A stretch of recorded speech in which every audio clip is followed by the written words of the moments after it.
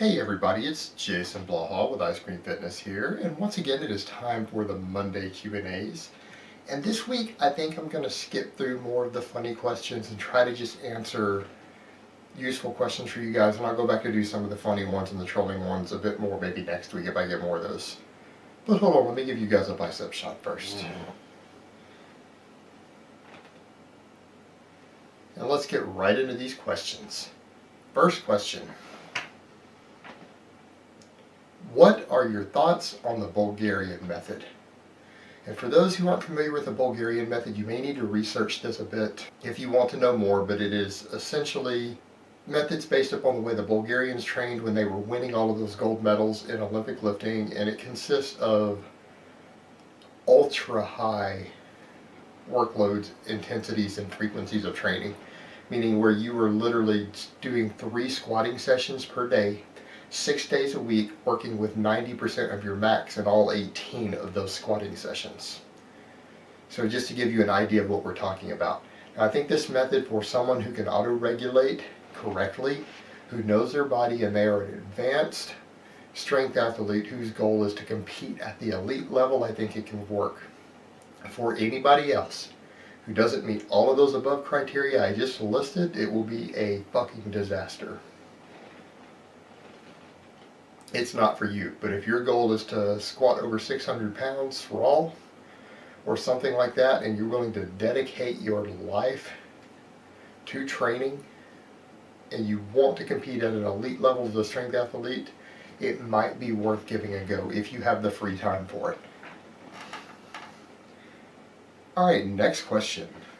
When is the best time to do the lifts so not to hinder recovery on your novice 5x5, post-workout or on rest days? Not an issue of recovery, this is an issue of adaptation.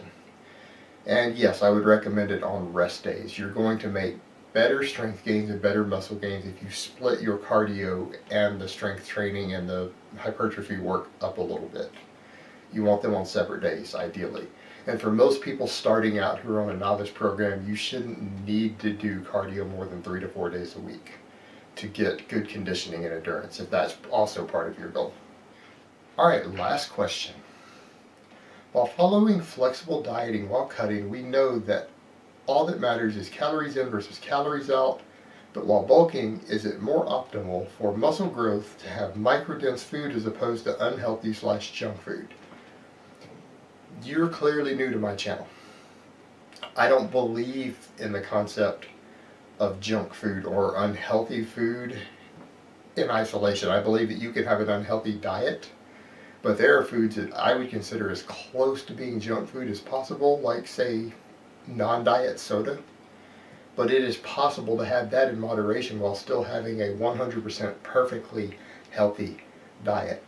The only exceptions would be heavy metals and trans fats.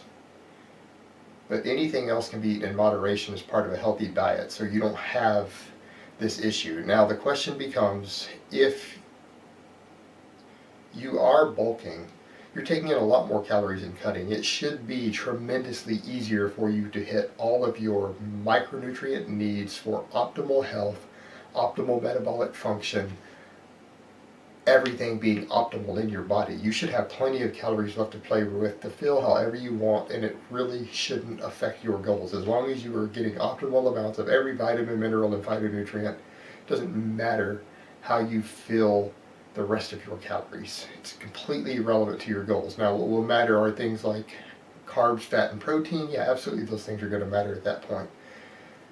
But as long as your diet is balanced, you're getting all your minimums, it becomes irrelevant at that point whether you choose white rice or brown rice, or low-fat ice cream to hit those same macros at the end. You're not going to see any significant difference in your goals, and probably not in your health. Alright guys, so that's really all I have to say on that today. I hope it's been informative, and I will talk to you guys next time.